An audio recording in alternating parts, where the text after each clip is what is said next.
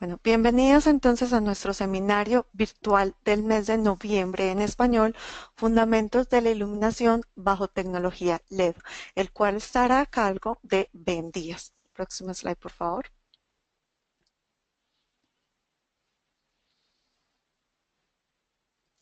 La Declaración del Entorno de Aprendizaje de Infocom promueve que tanto los cursos de Infocom University como los demás eventos son educativos y no promueven ninguna empresa, marca o producto en particular sobre otro, y tienen el propósito de ser de naturaleza puramente educativa y no contienen ningún carácter de venta. Es totalmente inadecuado hacer comentarios negativos o despreciar a otros presentadores, empresas o productos de la competencia en la industria audiovisual en cualquier evento de capacitación de Infocom Internacional. Próximo slide, por favor. Nuestros webinars de español en este año han sido patrocinados por Shure. Agradecemos a Shure por su apoyo. Próximo slide, por favor.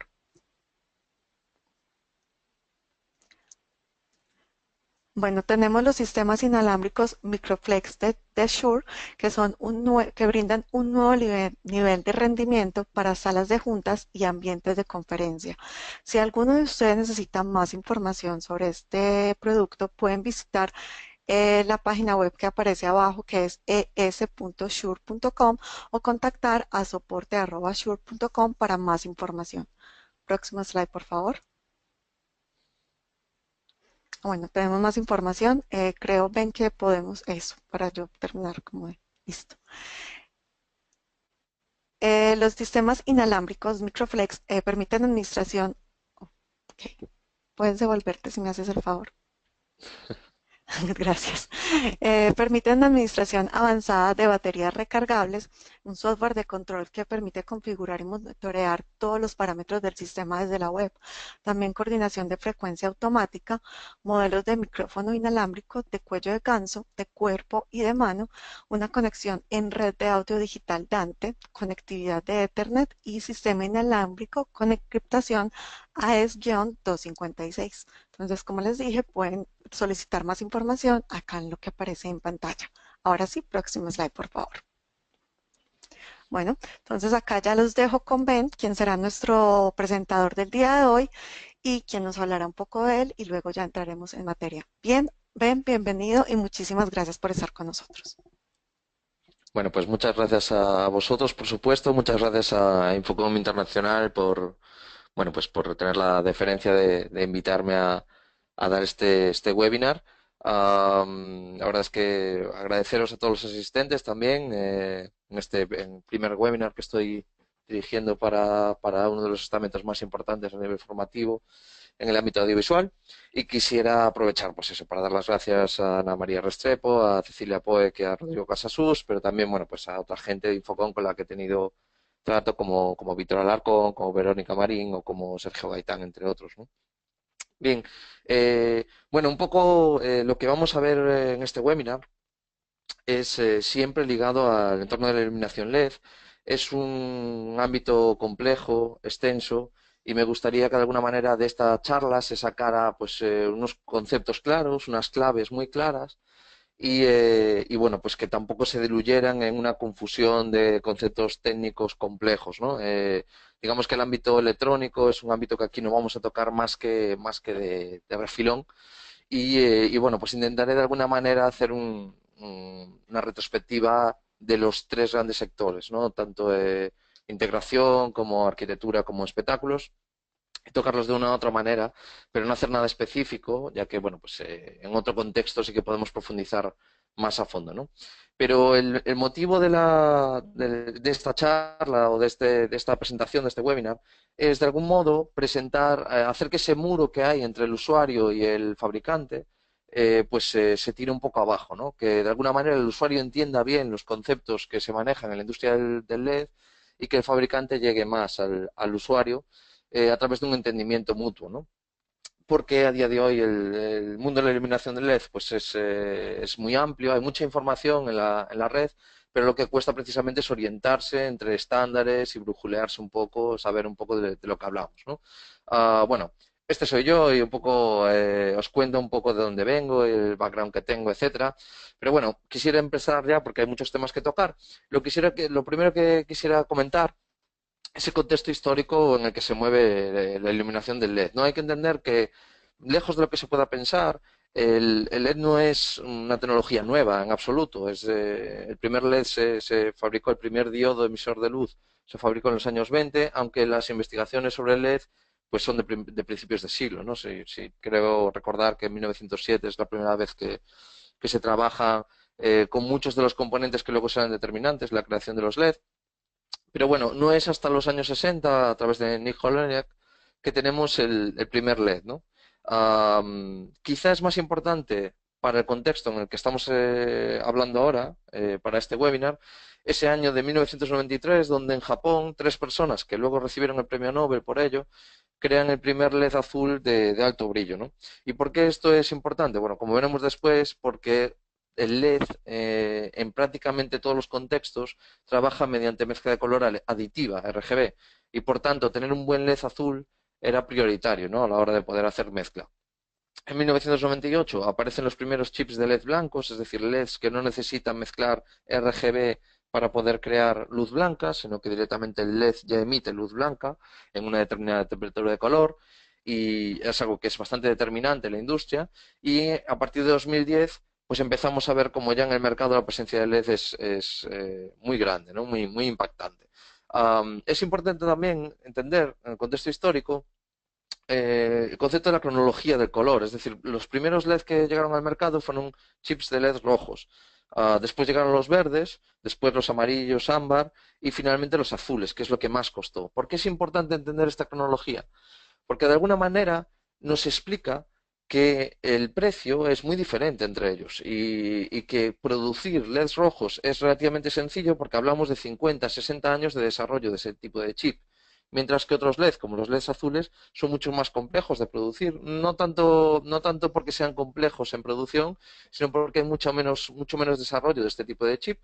Y este es el motivo por el que muchas veces en las luminarias ves una mezcla diferente de LEDs rojos, verdes, azules. Los azules suelen ser menos eficientes porque también son más caros de producir. Y por tanto, bueno, pues el precio siempre se ve influenciado por esto, ¿no? Otra cosa que es muy interesante entender es la evolución de los LEDs en las aplicaciones, ¿no? En los años 60 el LED era prácticamente un componente electrónico y nada más que es un diodo electrónico, que a día de hoy lo sigue siendo, pero no tenía mayor trascendencia, ¿no? Como podemos ver, a medida que van pasando los años, esta función de diodo electrónico sigue presente, pero cada vez con menor importancia por el empuje que tienen el LED como una tecnología de apoyo de otras tecnologías primero, especialmente en los años 80, y el uso del LED como la tecnología principal, la única tecnología de iluminación que ya sería en los últimos años, ¿no? Como veis, en el último periodo, de 2010 a 2017, es prácticamente el único uso, ¿no? La tecnología de la iluminación LED como fuente directa, como fuente única, ¿no? Es también muy interesante ver cómo, en función del segmento, la repercusión de la iluminación de LED es mayor o menor, ¿no? En integración hay una implementación muy grande porque realmente es un sector en donde el consumo es muy importante, ese ahorro en el consumo y la optimización de los sistemas. Y en este contexto el LED ofrecía soluciones inmediatas, ¿no? Y muy claras, donde otros parámetros que podían ser un poco más confusos pues no eran determinantes, ¿no?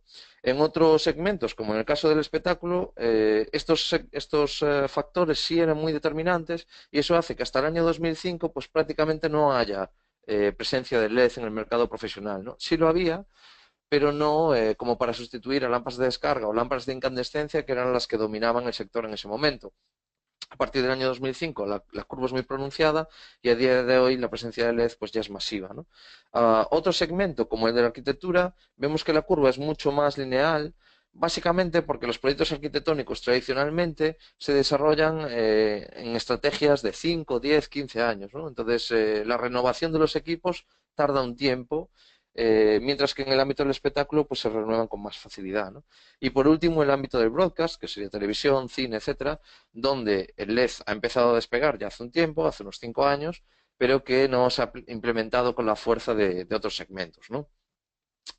Otra cosa que es muy interesante matizar dentro del contexto histórico son dos gráficos muy claros que nos aporta la Asociación Americana de Energía, y por lo tanto tiene parámetros muy fiables, en donde podemos ver, pues, en primer lugar, la evolución en la eficiencia, ¿no? En la cantidad en la relación entre el flujo luminoso, la cantidad de luz que da un aparato, y el consumo, ¿no?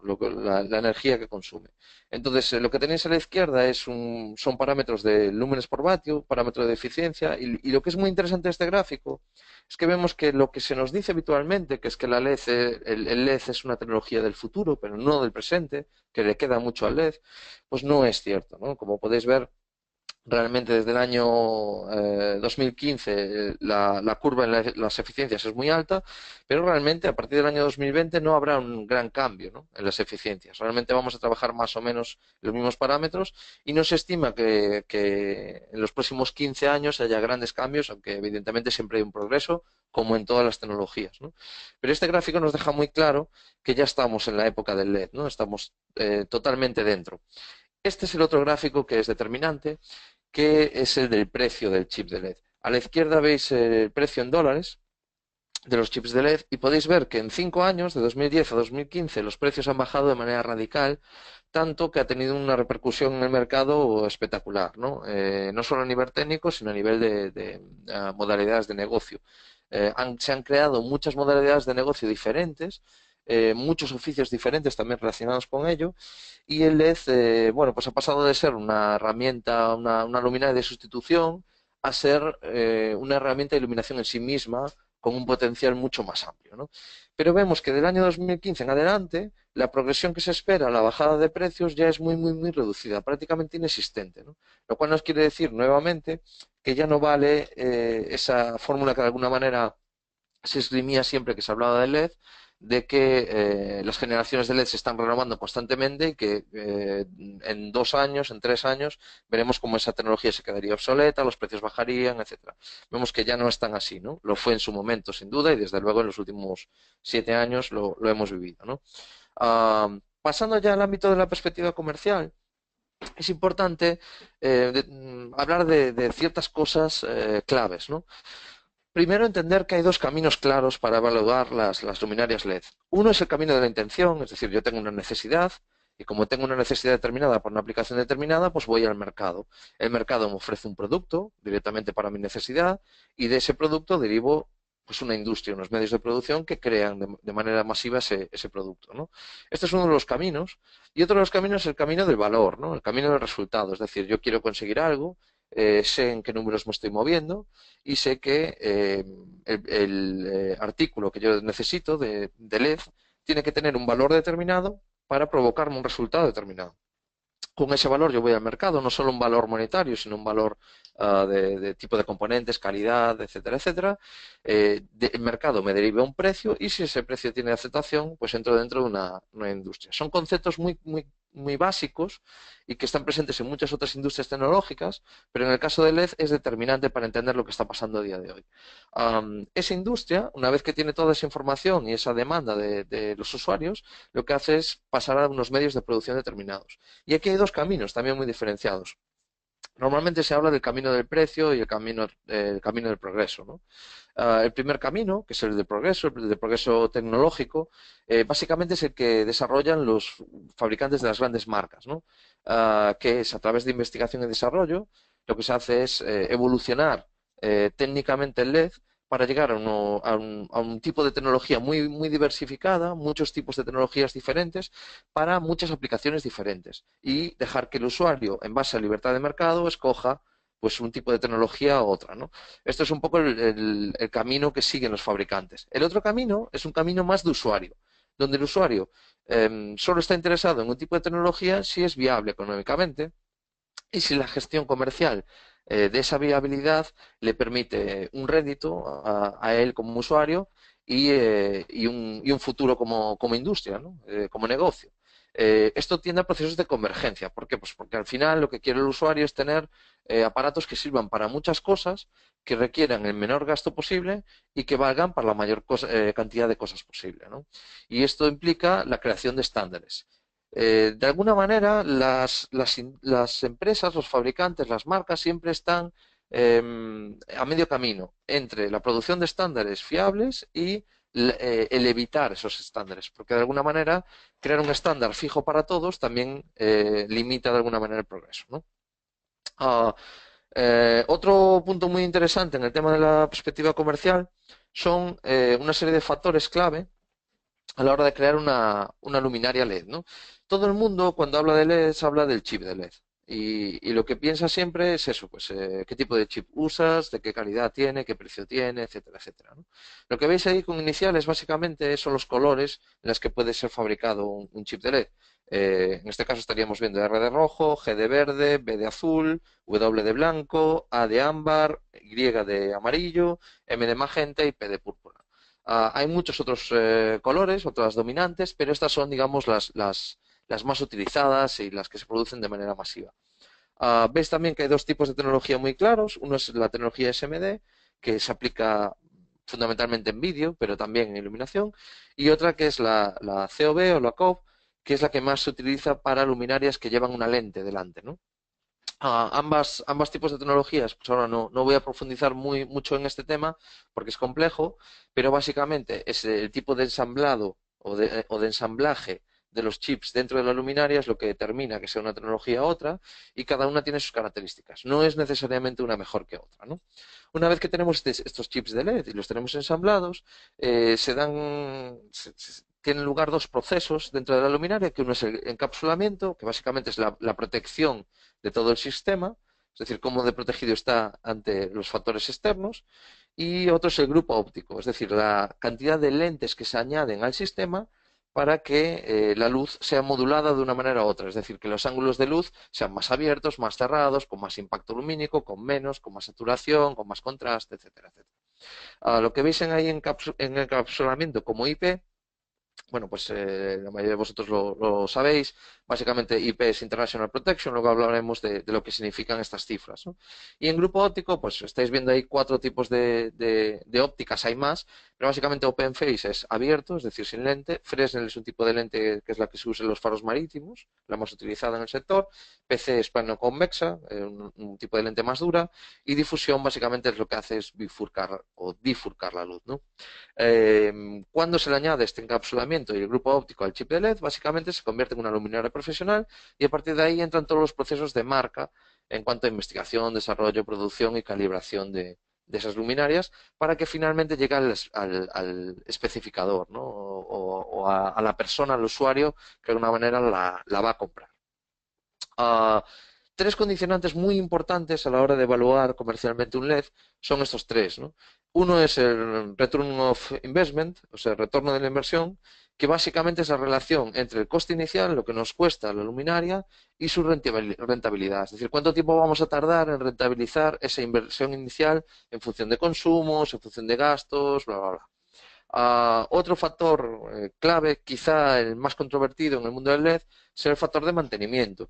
Este factor de mantenimiento es una fórmula que normalmente se utiliza mucho en el ámbito arquitectónico y se ha llegado a cierta estandarización de un factor de mantenimiento 1.0.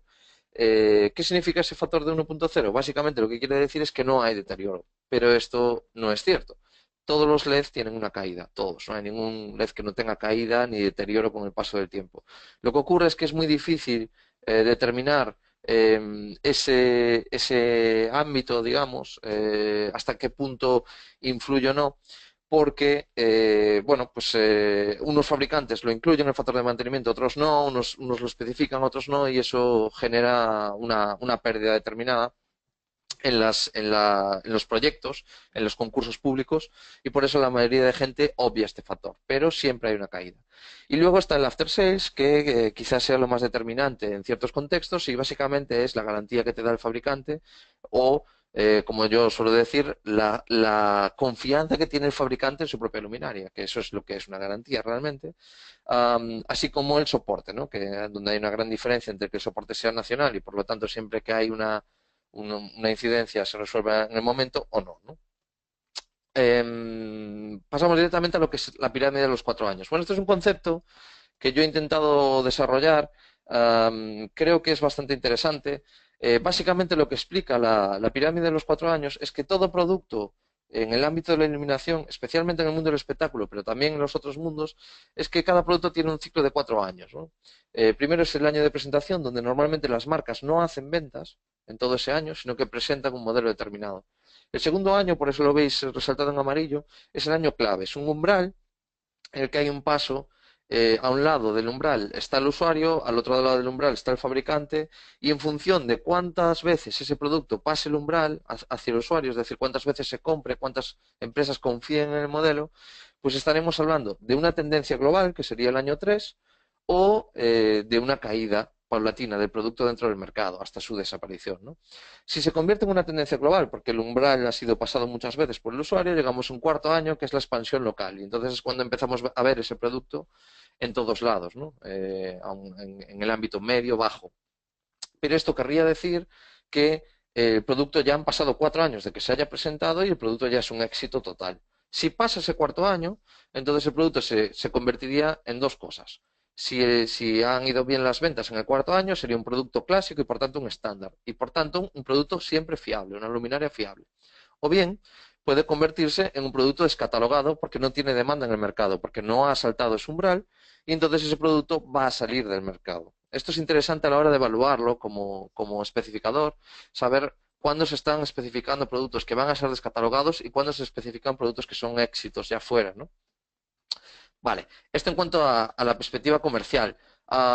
Me gustaría acabar simplemente hablando de una serie de reglas, ¿no? Perdón, me he pasado, ahí está, hay 3 reglas. Una es la regla del menos es más, ¿no? Es decir, cuantas menos luminarias sean necesarias, siempre mejor. Esto es una máxima que impera. Esto no quiere decir que es mejor hacer un proyecto con pocas luminarias y ahorrar dinero. Lo que quiere decir es que para el área que haya que iluminar, mejor iluminarla con menos si el resultado es el mismo, ¿no? Otra de las reglas es el de la gestión integral, es decir, intentar en la medida de lo posible siempre usar un único sistema que mecanice el mantenimiento, para que la persona que vaya a hacer el mantenimiento de una instalación determinada o en una bodega de los equipos que hay, pues siempre lo haga de la misma manera, porque esto va a optimizar recursos, va a hacer que solo una persona tenga que estar formada de una sola manera, que solo se use un tipo de cableado, componentes, etcétera. Es muy interesante esto. Y finalmente, en la regla de la uniformidad técnica, ¿no? Que es simplificar, es manejar muy pocas variables técnicas. Es decir, si podemos usar distintos modelos de luminarias en función de lo que queramos conseguir, pero que tengan el mismo consumo, el mismo tamaño, el mismo peso, bla, bla, bla, eso implicará que vamos a poder hacer ventas masivas en una sola línea, es decir, que vamos a necesitar siempre el mismo tipo de cableado y por tanto vamos a pedir al supplier de cableado pues una orden más grande y por tanto el precio será mejor, ¿no? Entonces siempre es interesante que haya una uniformidad técnica y que siempre se trabaje de manera uniforme todo el plano, ¿no? Vale, una vez pasamos del tema de la perspectiva comercial, es interesante hablar de iluminación en sí, ya no de iluminación de LED, sino de iluminación en sí. No sé en este sentido, bueno, pues entiendo que los asistentes tendrán diferentes backgrounds en este sentido, pero bueno, es interesante hablar siempre de la luz útil y de la luz de efecto y sus diferencias, ¿no? Básicamente, la luz útil es una luz para que las cosas se vean, es decir, es alumbrado, es dar luz. Mientras que la luz de efecto es crear sensaciones, es crear ideas, es crear conceptos, ¿no? Como podéis ver, pues la luz útil normalmente busca niveles de intensidad uniformes, es decir, que todo esté iluminado de la misma manera. Busca colores neutros y suaves, no demasiado, no que resalten demasiado, porque en el día a día, si uno está trabajando, lo que necesita es ver lo que está haciendo, ¿no? Y busca calidad difusa y poco agresiva para que de alguna manera puedan incorporarse mejor al ámbito laboral, ¿no? Mientras que la luz de efecto busca sistemas tonales y muy contrastados siempre para destacar que haya una saturación cromática y un color selectivo muy claro, es decir, que haya mucha potencia en el color y que haya una serie de sensaciones e impactos que se creen a través de la propia iluminación, ¿no? A crear pues, una sensación de calidez o de bienestar o que tenga profundidad si se trata de una obra dramática, etcétera, etcétera. El color siempre está relacionado con la psicología. También es interesante hablar del propósito de la luz, es decir, en función del tipo de iluminación que estemos buscando, del tipo de propósito que tengamos a la hora de especificar, pues buscamos una cosa u otra. Hay tres grandes propósitos, digamos. La utilidad lumínica, es decir, la utilidad, o sea, que la luz sirva para algo muy estándar, digamos, que es normalmente para el desarrollo de una actividad y que, volvemos a insistir, tenga parámetros de uniformidad, donde el consumo es muy importante, es decir, cuánto vamos a gastar en el consumo, que sea sencilla y que sea segura, ¿no? Que no nos genere problemas a largo plazo, porque normalmente se puede estar en vías públicas, etcétera, ¿no? Otra cosa es la visibilidad estratégica, que básicamente lo que hace es intensificar un espacio, es decir, separarlo de lo demás, hacer que resalte de lo demás, ¿no? Esto lo veis mucho en centros comerciales, por ejemplo, en malls, o edificios de gobierno, etcétera, donde se intenta que destaquen por encima de los demás. ¿Y cómo destacan? Pues en base a una alta luminosidad, es decir, que haya más luz en ese edificio que en el resto, que los resaltes volumétricos tengan una función, es decir, que si hay columnas se vean las columnas perfectamente, las diferencias entre fachadas, etcétera. En la diferenciación del entorno, es decir, que se separe de lo que está a su alrededor y que haya muy bajo mantenimiento para que no esté generando constantemente problemas, ¿no? Y por último, iluminación artística. Bueno, aquí todo se desdibuja de alguna manera, ¿no? Porque realmente el arte es cualquier cosa. El arte es muy amplio y hay muchas maneras de llegar al arte y no hay una regla clara, ¿no? Pero básicamente es la creación de ideas y conceptos, ¿no? En base a espectacularidad, versatilidad, distintas maneras de ajustar los equipos, las luminarias, para que ofrezcan distintas posibilidades, y también una variable más que las de los sistemas móviles y adaptables, que es algo muy poco presente en los otros dos entornos, en los otros dos propósitos, ¿no? Bien, hay muchos tipos de luz, pero básicamente, de una manera muy, muy, muy sesgada y muy rápida, muy esquemática, pues básicamente entender que la luz cenital es una luz sin sombras, y que es la que más utiliza en el formato industrial porque arroja las sombras al suelo, y entonces es el tipo de luz, digamos, que cubre más y que genera menos problemas y menos consideraciones, ¿no? La luz frontal es una luz muy plana, una luz 2D, es decir, es una luz que no resalta nada, pero que ilumina de una manera muy clara al ojo, ¿no? La luz irradiada es aquella luz que daría el propio chip de LED. El chip de LED irradia luz, o lo que veis en las pantallas LED de vídeo, por ejemplo. Eso siempre es luz irradiada, sale del formato y siempre suele ser de efecto, ¿no? La luz nadir es aquella luz que viene desde abajo y básicamente lo que hace es crear texturas, ¿no? Esto, si vemos un edificio, por ejemplo, la fachada de un edificio que sea porosa, si lo iluminamos desde abajo, esos poros se van a ver, ¿no? En base a las diferencias de sombras. Contraluz, básicamente, es iluminar en silueteado, es decir, detrás del objeto al que queremos iluminar, sería retroiluminación. Y finalmente, luz lateral, pues es un formato más decorativo, digamos, es lo que vemos en los apliques de casas, en el formato de interiores normalmente, que es un tipo de luz que genera más sombras, formas, volúmenes, etcétera. Bien, la luz también se puede interpretar según su calidad y hay cuatro grandes tipos de calidad. Normalmente, como todo lo demás, esto se puede hacerlo todo lo complejo que se quiera, ¿no? Pero las cuatro grandes calidades, una es la luz puntual, que sería un sistema zonal, es decir, muchas luces diferentes iluminando zonas diferentes, y se cubre de esa manera, en vez de cubrir con grandes luces que cubran áreas muy grandes, que sería lo que es la luz difusa, es decir, pocas luces que cubran mucha área. Esto es algo que veis mucho en naves industriales, bodegas, etcétera, ¿no? Que es un sistema de relleno. La luz indirecta básicamente lo que hace es que nosotros no iluminamos directamente con las luminarias al área, sino que la rebotamos la luz y hacemos que lo que llega al área sea luz indirecta, luz rebotada, ¿no? Que es una luz mucho más suave y mucho más natural, ¿no? Normalmente la luz del sol penetra en los edificios de manera indirecta. Y finalmente la luz degradada, que es a través de un sistema de coberturas, básicamente. Es decir, con distintas luminarias vamos tirando desde el mismo punto, desde abajo, y vamos creando un degradado, ¿no? Según va subiendo la luz, pues evidentemente por una razón física obvia, vamos perdiendo luz y eso genera un degradado en el área luminar que a veces se busca y a veces se compensa con más luminarias, ¿no? También es interesante resaltar que un proyector profesional de LED se basa en gran medida de su tipo de lente y su sistema de proyección. Lo que veis a la izquierda de todo es un sistema muy básico en donde lo que ves es el chip de LED, toda la electrónica que es necesaria para el LED, evidentemente, que es algo que normalmente en luces de incandescencia pues no es necesario, pero en el chip de LED sí, y vemos que bueno, pues la luz sale directamente en todas direcciones, directamente del propio chip, ¿no? El segundo esquema es un esquema en el que se le añade una lente frontal y esa lente lo que hace es que la luz se pueda modular. Como veis, esas flechas que son un poco más largas lo que indica es que la luz puede llegar más lejos gracias a esa lente o se puede difundir más, ¿no? Y finalmente estaríamos en un sistema ya más complejo, que es el que podemos ver en cabezas móviles, por ejemplo, y en otro tipo de proyectores, donde lo que vemos es que los chips están protegidos como una fuente de luz. Normalmente en esa fuente de luz, en ese cuadrado donde ponen los chips, ya hay una mezcla interna del color, de tal manera que tú no ves nunca los chips, sino el resultado de mezclar los chips internamente. Hay un sistema de proyección. Ese sistema de proyección lo que hace es pues, añadir un zoom, si se quiere jugar con distancias focales variables, o añade la proyección de gobos, o añade prismas, o añade frost, o añade iris, una serie de variables que hace que la luz se module de muchas formas distintas, ¿no? Y es lo que vemos en los espectáculos normalmente con las cabezas móviles, que una sola luminaria hace muchos efectos diferentes. Y finalmente hay una LED de frontal que matiza todo esto, tamiza todo esto, lo crea, lo modula y le da una salida, ¿no? Para que lo que vea el usuario es solo una fuente de luz saliendo de la luminaria, a pesar de que hay muchas fuentes de luz, que son esos chips, funcionando al mismo tiempo, ¿no? Y ahí ya puedes hacer muchas más cosas y por eso todas esas flechas diferentes, ¿no?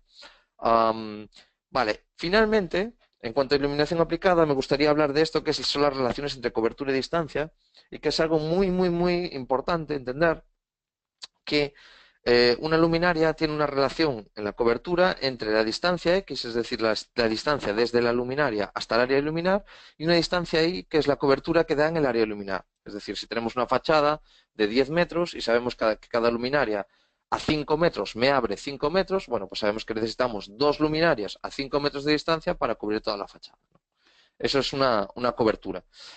Abajo, de hecho, podéis tener una fórmula bastante sencilla para averiguar el número de luminarias, así a grandes rasgos, que son necesarias para cubrir un determinado área, ¿no? Hay que saber cuánto te cubre cada luminaria a una determinada distancia y cuántos metros hay que cubrir, ¿no? Debajo veis dos condicionantes que son fundamentales. Uno es la pérdida de intensidad, porque obviamente, por una fórmula física, al doble distancia hay 4 veces menos luz, lo cual quiere decir que cuanto más separes una luminaria del área de iluminar, pues evidentemente menos luz llegará. Y si hay luz parásita alrededor, farolas, etcétera, que pueda manchar el área que quieres iluminar, pues evidentemente esta pérdida de intensidad es muy significativa y hay que tenerla muy en cuenta, ¿no? Y hay otro condicionante, condicionante número 2, que es el tipo de lente que estás usando. En función del tipo de lente, pues abrirá menos o abrirá más la fuente, y eso implicará también que esté cubriendo más área o menos, ¿no? De aquí pasamos al tema del desarrollo industrial, y que es básico, y aquí es donde se desdibuja todo, porque la otra información es relativamente sencilla de conseguir, esta no tanto, ¿no? Hay muchos estándares en el mundo del LED, hay muchos tipos de mezcla de color. Lo que estáis viendo ahí es las distintas mezclas arriba en el color y los distintos tipos de chip de LED blanco abajo, ¿no? Entonces veis que el R siempre se refiere al rojo, el verde es el G, el azul es la B, y veis que normalmente estos son los estándares que se utilizan. ¿Qué aporta cada uno? Bueno, la mezcla RGB es la mezcla más barata, es la que podéis ver en más lados, y normalmente tiene el problema de que no dan un buen blanco, ¿no? Porque no hay un chip de LED blanco separado, entonces si se quiere hacer un blanco, digamos, puro, sin desviaciones cromáticas, sin aberraciones, pues es más complicado, ¿no? La mezcla RGB White, que sería la siguiente, es la que te aporta este plus, este extra, ¿no? De poder usar solo el chip LED de LED blanco, evitando los colores, y que cuando se quiere hacer cualquier otro color, se hace mezclando el R, el G y el B, ¿no? Después está el Yellow, el que veis ahí, RGB Yellow. Básicamente lo que añade es colores más pastel, ¿no? Esto es algo que se utiliza mucho en teatro, ópera, en ciertas cabezas móviles, porque lo que te añade es que los colores sean más cálidos, ¿no? Tengan una tendencia más suavizada y más agradable al ojo, ¿no? Hace más o menos el efecto que hace el blanco, pero con ese añadido. El RGBA, el RGB ámbar, el ámbar juega un papel diferente. Básicamente aquí la diferencia es que el ámbar es un tipo de chip relativamente barato de montar y añade este pastel también, pero da muchas opciones para completar el espectro lumínico del LED en general. Es decir, todas aquellas lagunas que tiene la mezcla aditiva RGB, pues con el ámbar más o menos se suelen compensar porque está en un rango de temperaturas de color que el RGB de por sí mismo no puede hacer. Y después tendríamos la mezcla RGB AM, que es una de las que están sentando tendencia a día de hoy, y que básicamente ese ámbar y ese color menta lo que hacen es añadir eh, ciertas longitudes de onda que no están presentes en la mezcla RGB para que el resultado de blancos en distintas temperaturas de color sea lo mejor posible, ¿no? Luego explicaremos un poco más de esto. Abajo tenéis los distintos tipos de blanco. Esto no quiere decir que haya más tipos de chips de LED blancos, hay muchísimos más, pero son los más utilizados. Es importante entender que el blanco cálido, bueno, pues es el más estándar. ¿Por qué son 3000 grados Kelvin? Normalmente porque la incandescencia son 3200 grados Kelvin y la fluorescencia cálida está en 3000 grados Kelvin. Entonces es la manera de sustituir un poco los parámetros que ya existían con otras tecnologías. El blanco neutro, el blanco 4000K, se hizo bastante conocido porque es un parámetro de temperatura de color donde el LED es bastante eficiente, ¿no? Entonces interesa bastante trabajar ahí porque sabes que te vas a asegurar chips de un flujo luminoso muy potente, ¿no? El blanco frío, 5700K, es el estándar de televisión, lo que se llama luz día, y es el estándar de blanco frío, el estándar neutro de blanco frío, ¿no? Y bueno, pues se ve mucho en televisión, en teatro, porque las implicaciones para el broadcast son importantes. Y el último es el blanco D65, que es el iluminante en lo que sería la temperatura de color que da la luz del sol en Europa septentrional a las 12 del mediodía. Es un referente en iluminación, en el comité CIE, y básicamente, bueno, pues se hace para cuadrar ese iluminante y por tanto que el LED, de alguna manera, el color se corresponda con la luz del sol, ¿no? La luz indirecta del sol. Ah, ¿Cómo son los procesos de calidad a la hora de trabajar el LED? Bueno, primero hay que entender, y esto es una información que normalmente no se da, el fabricante de chips lo que hace es un batch masivo de LEDs. Hace muchos LEDs, que básicamente se llaman ostiones o obleas, y en estas obleas lo que se hace es un sistema de distintas sustancias en suspensión que en función de que se añade más cantidad o menos, las impurezas, etcétera, pues salen de una manera u otra, y con una serie de características u otras, ¿no? Y esto es un batch masivo. De ese batch masivo, si se vende el batch sin más, es decir, estos son LEDs blancos o LEDs rojos o LEDs verdes, pues esos chips son muy baratos. Y el fabricante que compra esos chips normalmente va a hacer una luminaria barata y de baja calidad, ¿no? Normalmente se basa en dos patrones, que son el patrón de intensidad, es decir, la cantidad de flujo lumínico que ese chip es capaz de dar, y el patrón de voltaje, es decir, a qué voltaje trabaja ese chip de LED en circunstancias idóneas, ¿no? ¿Veis que hay una flechita que pone precio? Si hay una criba de precio, entonces lo que ocurre es un sistema de binado. ¿Qué es esto de binado? Bueno, bin en inglés significa continente y básicamente lo que se hace es filtrar los chips de LED en base a patrones de temperatura, de color, y un patrón de CRI, que es Color Render Index, que básicamente es el índice de reproducción cromática, y lo que nos dice es la calidad de la luz que aporta, ¿no? Hay muchos matices con el tema del CRI, pero básicamente lo que hacen es, con este binado, es una selección de aquellos LED que son más estables y más coherentes entre sí, que tienen más calidad y por tanto son más caros también porque todos los demás se desechan, ¿no? Y el precio es evidentemente más caro. Hay otra criba de precios en donde hay una selección de tolerancias. Es decir, dentro de estos BIMs, que tienen un nombre determinado, por eso se llama binado de orden, porque tienen un número de orden y se piden en base a ese binado, hay una selección de tolerancias donde hay unos umbrales de precisión determinados y en función de la profesionalización, es decir, a dónde van determinados estos chips de LED, se aplica una tolerancia u otra. Entonces, estos umbrales de precisión hacen elevar más el precio, evidentemente, y hacen que a partir de aquí ya entremos en el ensamblado de una luminaria de cierta calidad, ¿no? En el momento en el que se ensambla una luminaria, están entrando costes de materiales, de producción, de personal, los componentes que estamos usando, el tipo de carcasa, etcétera, etcétera, que evidentemente encarecen todavía más la luminaria. Llegamos a la gestión de la propia luminaria, es decir, cómo gestiona internamente estos LED, la reproducción final de los LED, y esto sí se hace por firmware, que asegura pues ajustar unos voltajes mínimos para que no se salga de esos parámetros y unas curvas de respuesta fiables del chip de LED, pues eso hace que haya que establecer un sistema de firmware o software determinado y también lo encarece porque hay que diseñarlo, ¿no? Ah, Nuevamente hay otro salto de precio en cuanto calibramos, que no es tan habitual. Y calibrar básicamente lo que significa es que en un rango de modelos diferenciado de un mismo fabricante, tú te aseguras que si das un rojo en un modelo y das un rojo en otro modelo, el rojo va a ser el mismo rojo. con lo cual los puedes mezclar entre sí. Esto implica una calibración de color, implica un proceso complejo en unos túneles de colorimetría y que evidentemente tiene un coste añadido también. Y si salta este último paso sería el del control de calidad, donde se verifica la gestión térmica del aparato, que es fundamental. Hay un gran mito que es que el LED es una fuente de luz fría y que no se calienta y tal, y en realidad es todo lo contrario. El LED se calienta mucho, muchísimo. Entonces, normalmente los fabricantes son buenos de luminarias en cuanto a su gestión térmica es buena, ¿no? Son capaces de gestionar bien todo el calor que los chips emanan para que el aparato no reviente, ¿no? O sus prestaciones bajen, ¿no? Entonces, básicamente, control de calidad es tener el aparato durante muchos, muchos, muchos días y horas operando en circunstancias extremas para averiguar si hay caídas, si hay problemas, etcétera, y si el fabricante es leal o honesto, pues solo enviará al mercado aquellos que aguanten el proceso de control de calidad. ¿Por qué enseño todo esto? Porque todo esto significa que el precio tiene un sentido, ¿no?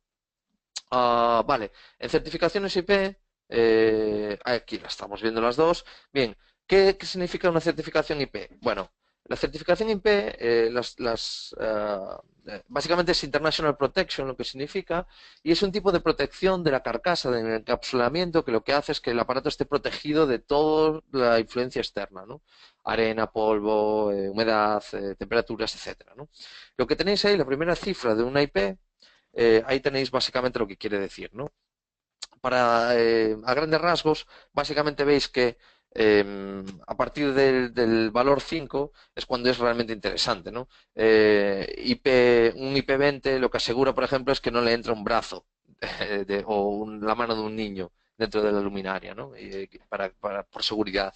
Pero un IP de 6, por ejemplo, ya está totalmente protegido del polvo, la arena, etcétera. Es decir, lo podrías tener expuesto en el medio de la playa a una tormenta de arena y no ingresaría dentro del aparato, de la electrónica, generando incidencias, ¿no? Y la segunda cifra es también muy determinante y normalmente se relaciona con el agua, ¿no? Básicamente es el tipo de fuerza de agua, de presión que aguanta. Aquí veis un poco la relación, ¿no? Normalmente el tipo de protección IP68 sería el que se usaría, por ejemplo, en una piscina para estar debajo del agua, ¿no? O IP67 en función del tipo de inmersión que se haga, ¿no? Pero en la mayoría de los casos una IP de IP65 o IP66 es más que suficiente porque aguantaría el empuje de olas, por ejemplo, para instalarlo en un muelle, un barco, y al mismo tiempo aguantaría, pues requeriría el mínimo mantenimiento posible porque al no entrar polvo, arena, residuos de las máquinas de humo, humedad relativa del aire, etcétera, pues la electrónica va a estar protegida, la fuente de alimentación también, y por lo tanto va a generar muchos menos problemas, ¿no? Entonces es muy importante entender que si se va a usar en exterior una luminaria LED, pues tiene que tener un grado de IP alto, porque si no nos estará generando problemas desde el primer día, ¿no? En el que lo instalemos. Otra cuestión interesante es el tema de lo que muchos llaman CRI o CRI o CRI, que básicamente es un índice que es una referencia. No voy a entrar ahora en cómo se hace este test, que es bastante interesante y que tiene trampa, pero básicamente es un índice de la calidad del blanco, ¿no? Que nos va a dar una determinada luminaria. Ese es uno de los problemas, una de las polémicas que hay, ¿no? Que el CRI no puede medir color. Realmente sí lo puede medir, pero no es muy útil, ¿no? CRI es una escala de 0 a 100 y en esta escala es interesante, por esto os pongo estas tres referencias, ver que cuando se están midiendo fuentes de temperatura de color de 4000 grados Kelvin o inferior, la referencia que se usa es un cuerpo negro teórico al que se le da calor, ¿no? Y por tanto, cualquier fuente de incandescencia, es decir, cualquier fuente que tenga un filamento, la bombilla de vuestra casa, siempre va a ser un CRI de 100.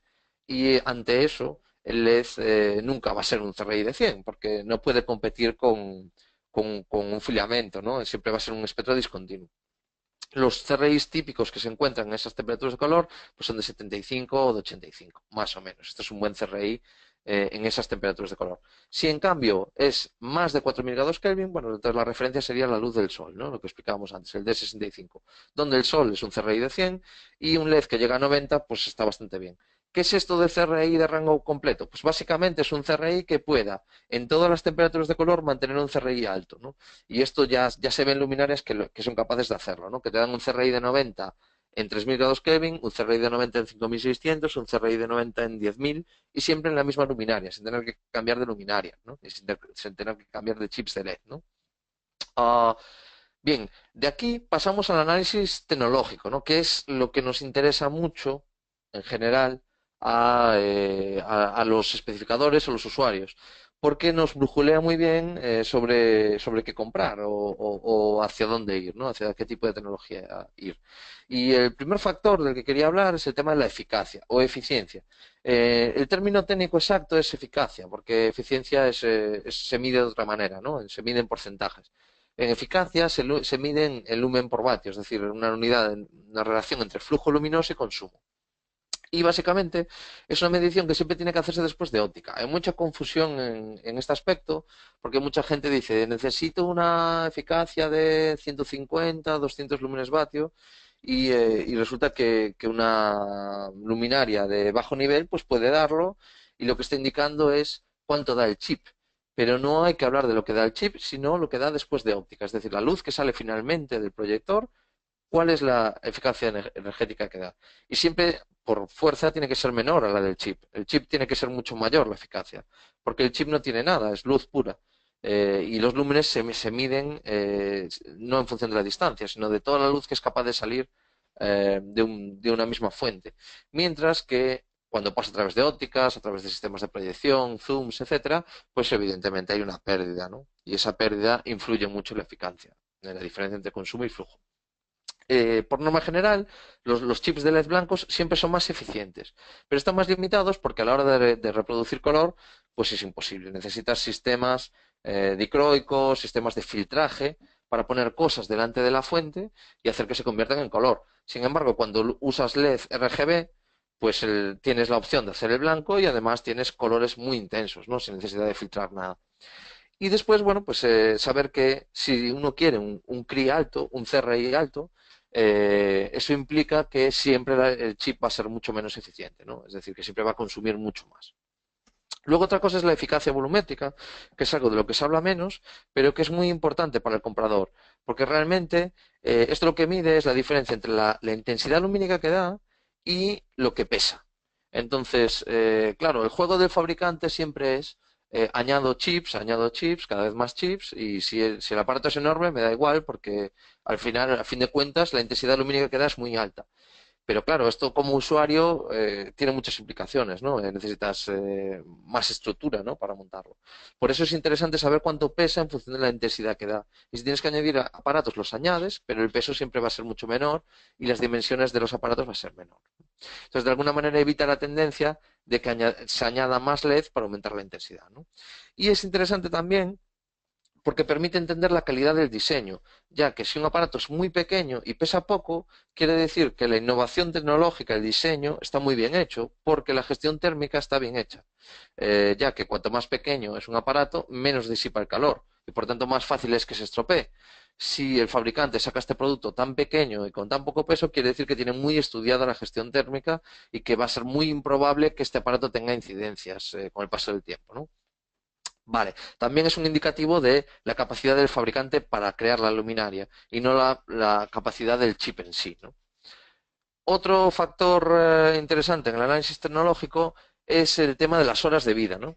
Normalmente aquí veis una comparativa pequeña entre lámparas de descarga y el LED, ¿no? Ahí veis que una sola fuente LED equivale a 60 lámparas de descarga de las que se usan en espectáculos, ¿no? Que tiene 750 horas. Pero claro, esto es confuso, ¿no? La gente habla normalmente de que el LED son 50.000 horas de vida, pero hay otros LED que duran 20.000 y no se entiende muy bien por qué unos duran más, otros duran menos, ¿no? Lo primero que hay que decir es que, como veis ahí, hay una pérdida al menos del 20%, ¿no? Entre el 20% y el 30%. Eso lo indica esa L80 o L70, ¿no? Por ejemplo, una L70 lo que te diría es que al final de las 50.000 horas, pues el aparato tendría un 70% de la intensidad lumínica con la que empezó, ¿no? Habría una pérdida del 70%, ¿no? Esto no quiere decir que a los 50.000 horas los chips se apagan, no, los chips seguirán funcionando, pero de manera errática, ¿no? Mientras, sin embargo, pues es una caída del 20 o del 30%, pues es una buena caída. Si es del 20, mucho mejor, ¿no? Por otro lado, no todos los fabricantes te aseguran que los chips vayan a aguantar todo ese tiempo. Es decir, si una luminaria monta 100 chips de LED, el fabricante no te está diciendo que los 100 chips de LED vayan a aguantar 50.000 horas, sino que algunos se fundirán, pero el promedio de los 100, a lo mejor 51 aguantan y por lo tanto está dentro de sus especificaciones. Esto es interesante también saberlo, ¿no? Sin embargo, hay fabricantes que evidentemente, normalmente las luminarias son más caras, pero que de alguna manera te aseguran que todos los LEDs van a estar funcionando prácticamente todos, no se pueden fundir uno o dos. Ah, por otro lado, es muy importante entender que si el chip es bueno, lo que va a fallar no es el chip en sí. Es decir, probablemente el chip sí aguante las 50.000 horas. El problema va a ser lo demás, la electrónica, la fuente de alimentación, todo lo demás que está expuesto a cambios de temperatura, humedad, etcétera, y que genera fallas. Y esas fallas pues son problemáticas, ¿no?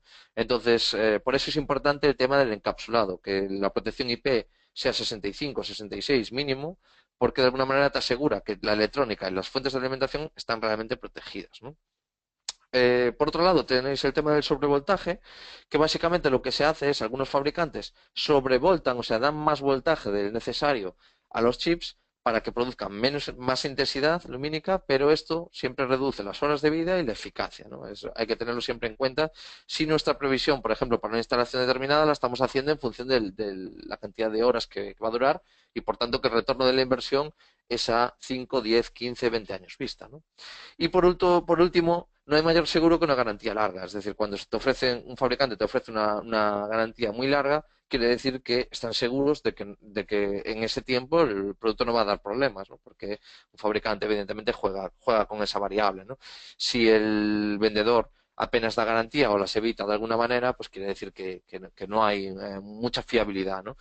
No obstante, normalmente, como sabéis, el estándar es de 2 años para prácticamente todas las luminarias, ¿no? El tercer factor serían las distancias, es decir, hay 4 preguntas clave que hacerse, ¿no? A la hora de escoger una luminaria LED. Primero, ¿cuál es la distancia mínima necesaria para que la mezcla sea uniforme? Porque realmente estamos hablando de una mezcla RGB, son chips separados, rojos, verdes y azules. Entonces, ¿a partir de qué distancia esos chips se mezclan para hacer un solo color, un color uniforme, y que se vea como un solo color? Normalmente necesita 1 metro, pero en función de lo largo que tire la luminaria, es decir, si está diseñada para iluminar a 25 metros de distancia, pues necesitará probablemente 5, 10 metros para que la mezcla sea uniforme. Otra de las preguntas es, ¿cuál es la distancia ideal para que los distintos chips generen un solo haz con potencia? Es decir, pues claro, aquí hay una norma de iluminación clásica que es por cada fuente de luz hay una sombra, ¿no? Entonces, claro, estas son muchas, muchas fuentes de luz separadas. Entonces, ¿cómo hacemos que generen una sola sombra entre todas ellas? Bueno, pues en función de la distancia se mezclan entre sí y se convierten en una sola fuente, ¿no? Entonces es interesante saber a qué distancia ocurre esto porque es la ideal para iluminar, ¿no? ¿Cuál es la distancia a la que el flujo luminoso deja de ser utilizable por falta de intensidad? Básicamente lo que te viene a decir es cuándo empieza a perder intensidad la luminaria, cuándo deja de ser útil, ¿no? Porque las luces que hay alrededor pues me la van a manchar, ¿no? Esto es básico y depende mucho del flujo luminoso que tenga la fuente, ¿no? Y por otro lado, cuánto abre una determinada luminaria en horizontal y vertical sin perder uniformidad, es decir, cuánto puedo esperar de esta luminaria. Lo que decíamos antes, ¿no? Si tengo una fachada de 100 metros, por ejemplo, pues cuánto me va a abrir cada luminaria a una distancia determinada sin perder uniformidad, es decir, que todo se vea igualmente iluminado, ¿no? El cuarto factor es un factor de control y quizás es el menos conocido porque, bueno, pues la luz al final es algo físico, ¿no? Y no se suele hablar tanto de software o de información de protocolos binarios, que es lo que influye en este caso, ¿no? Bueno, mis recomendaciones, y estos son solo recomendaciones en base a la experiencia que yo tengo, es que en cuanto al tipo de protocolo de control, se use siempre el más estándar, porque por definición los fabricantes tienden a usar protocolos propios, propietarios, ¿no? Que requieren que le compres a ellos todo el sistema, ¿no? Y esto, bueno, tiene ventajas y desventajas. Las ventajas son que tienen muy estudiado ese sistema y las soluciones que dan pues, suelen ser muy buenas. La desventaja es que no puedes salirte de su sistema, ¿no? Y cuando quieras trabajar con otros fabricantes, pues te va a ser complejo. También recomiendo que sea el más abierto posible, es decir, que todo el mundo pueda manipularlo, ¿no? Y que ya sea un informático, ya sea un técnico, ya sea un operador, sepa de lo que estamos hablando. Y también el más versátil posible, es decir, que se use más segmentos posible. Por ejemplo, pues el RDM y el DMX son protocolos muy interesantes porque se usan en todos los segmentos. Se usan en televisión, se usan en espectáculos, se usan en arquitectura y en instalación. Entonces, siempre que todo el mundo sabe trabajar con DMX y todo el mundo sabe trabajar con RDM, con otros no tanto, ¿no?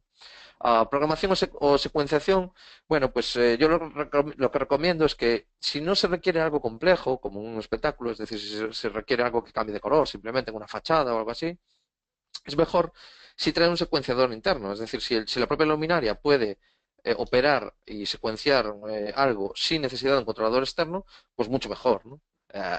Normalmente, si la luminaria permite esto, también permite ser controlado externamente, ¿no? Mejor también si permite que sea controlado por cualquier controlador y no solo el de la marca.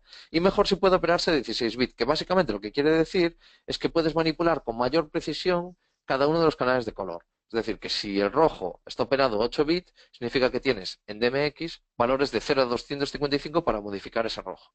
Pero si trabajas a 16 bits, tienes dos canales para ese mismo rojo. Entonces pues, tienes de 0 a 255 para trabajar el rojo de manera bruta, digamos, y otros 0 a 255 para trabajar el rojo de manera fina, con cambios mucho más menos perceptibles, ¿no?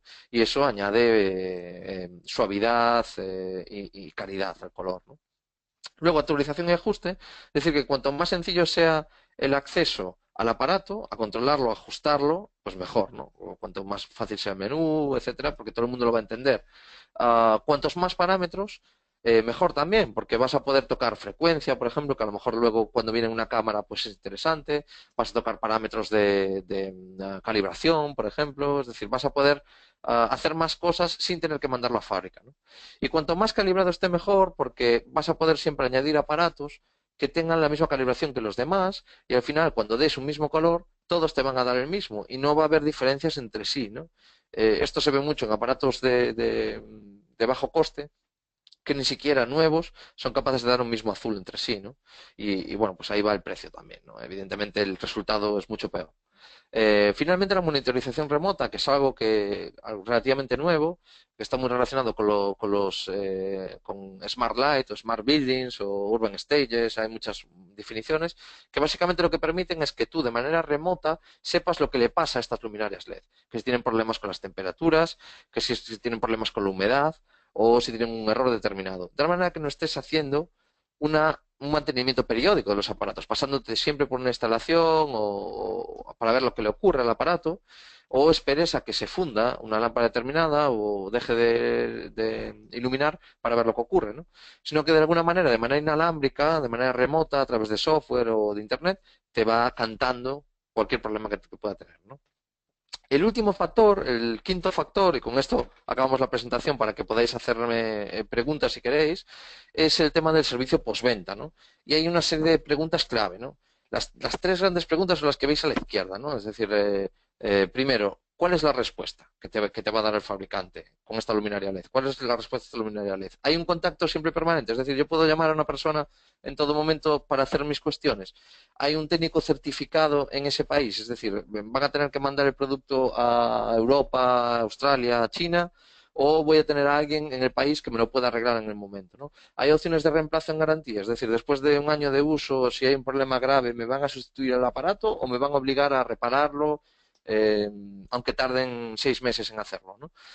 En cuanto a las piezas, lo mismo. ¿Hay stock nacional de piezas básicas en el país? Es decir, ¿tienen piezas para reemplazar productos de manera rápida o tienen que esperar 6 meses a que un contenedor con un barco traiga piezas de otro país, ¿no? ¿Hay seguridad de tiempo en catálogo? Es decir, ¿cuánto va a durar este producto en catálogo? ¿Me lo vais a descatalogar después de 2 años, de 3 años? ¿Lo vais a sacar del mercado? ¿O va a ser un producto que va a estar 10 años en el mercado y por tanto no se va a quedar obsoleto a ojos del cliente, ¿no? Eso es interesante también. Y en cuanto a los tiempos de entrega aceptables, pues también es importante, ¿no? Es decir, hay disponibilidad. Si yo hago un pago a la fábrica inmediato, un pago grande, me aseguro que me van a facilitar los equipos a tiempo y yo puedo responder delante de mi cliente o no. Por otro lado, la presencia.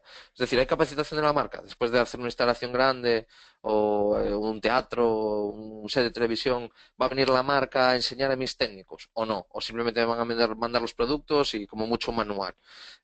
¿Hay asesoría personalizada por proyecto? Es decir, si yo tengo dudas específicas por un proyecto específico, ¿puedo enviarle a alguien del fabricante el plano para que lo revise y me dé su opinión al respecto? Esto es también bastante interesante, ¿no? Y si hay visibilidad internacional, es decir, este producto dónde más se ve. Yo lo compraré, pero ¿dónde más está? Y estos productos icónicos me van a ayudar en mi discurso de venta para vender el producto o me van a ayudar a que yo tenga la seguridad de que el producto funcione en otros lados. Una vez que pasan estos tres filtros, se llegan a 9 preguntas clave, ¿no? Perdón, 9 preguntas clave. Sí, 9 preguntas clave, sí. Que básicamente es, ¿de dónde es la marca? Es decir, ¿de qué país es? Esto es interesante, pues porque como todos sabemos, y no pretendo ser incorrecto, ¿no? Pero todos sabemos que hay ciertos países que tienen más calidad en la fabricación que otras, ¿no? Y eso es importante a la hora de asegurarse que el producto va a rendir, ¿no? ¿Dónde está fabricado? Es decir, no solo que la marca sea americana o australiana o europea, sino que fabrican en Europa o fabrican en Australia o en Estados Unidos o fabrican en otro lado y le ponen el nombre por encima. Esto también es importante, ¿no? ¿Cuándo empezó a fabricar esta marca? Es decir, ¿cuánto tiempo lleva de desarrollo? ¿Cuánta experiencia tiene en control de calidad? ¿Quiénes son sus clientes y proyectos? Es decir, ¿trabaja de vez en cuando para grandes clientes? ¿Hay grandes marcas con mucho dinero en juego que arriesgan su dinero en esta marca o no? ¿Cuánto duran sus productos en catálogo? Es decir, históricamente estos productos han tenido repercusión, ¿no?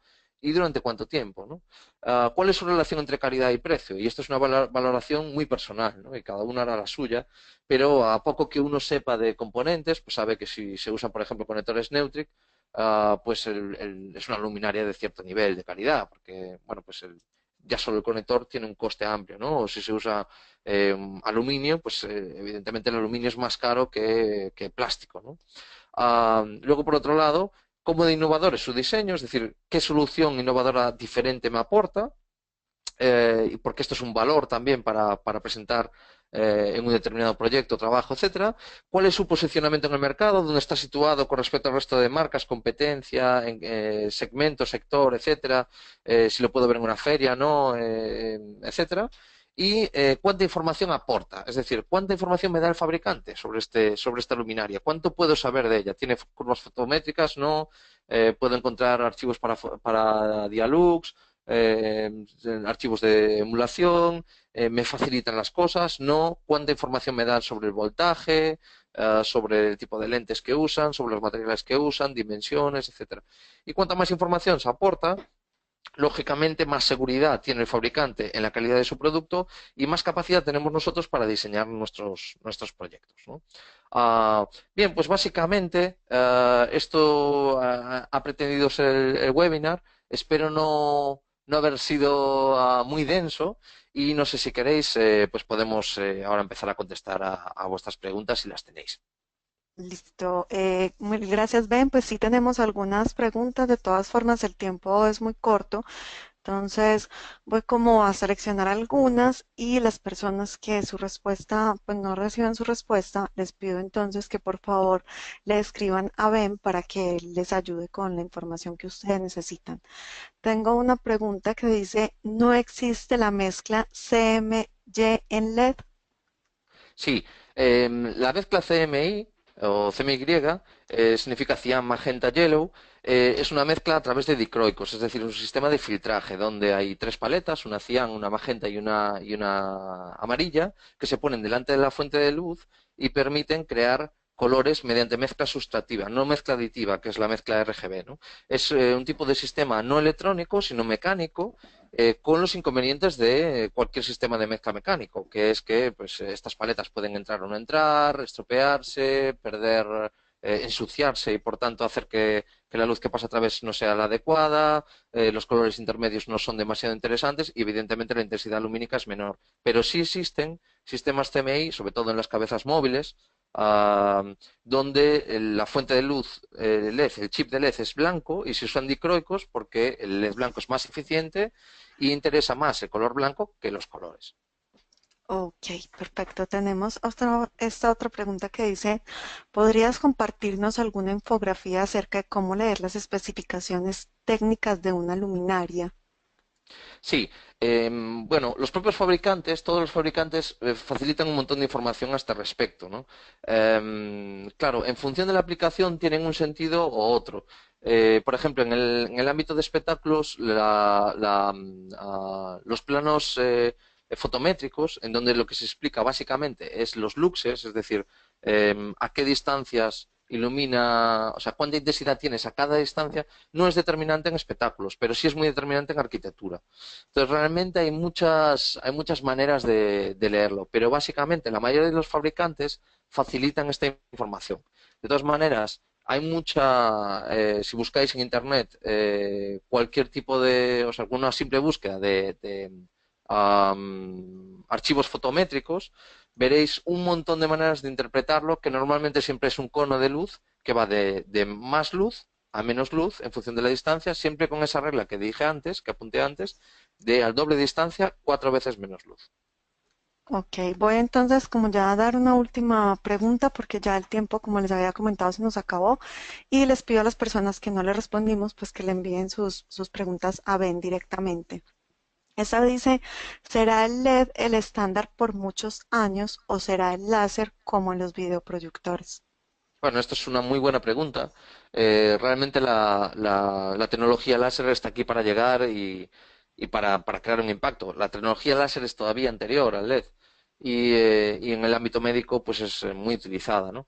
Actualmente es un apoyo a la tecnología LED, es decir, la tecnología LED sigue siendo la base y el láser lo que hace es facilitar la manera en la que genera luz.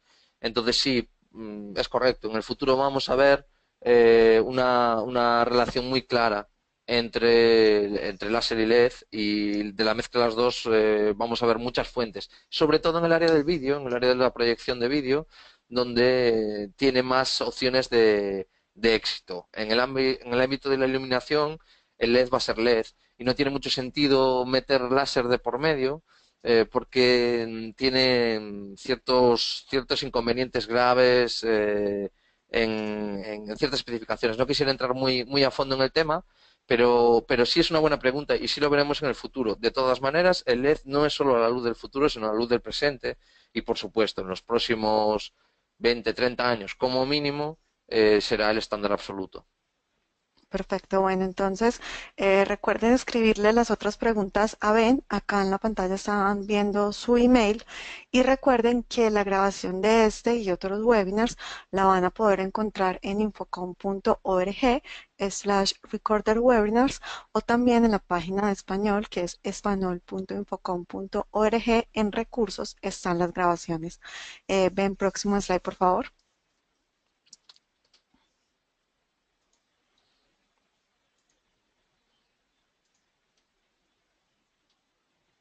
Bueno, los invitamos a que vuelvan a unirse a nosotros en nuestro próximo webinar del 7 de diciembre de 2016, el cual será sobre los estándares AB, es decir, las normas y los estándares creados por Infocom, que en este momento estamos, pues que en este momento tenemos y los que se están desarrollando, para que ustedes conozcan también cómo implementarlos en su trabajo diario.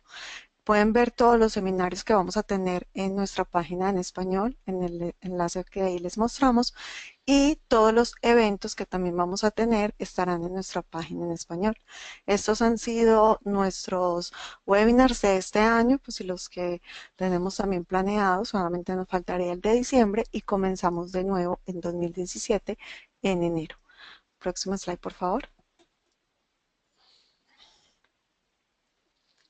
Los invitamos a que le den me gusta a nuestra página de Facebook, Infocom Latinoamérica, para que estén allí también compartiendo ideas, experiencias o para que se estén enterando de lo que estamos haciendo en la región y también lo que están haciendo otras empresas y otros profesionales de la industria.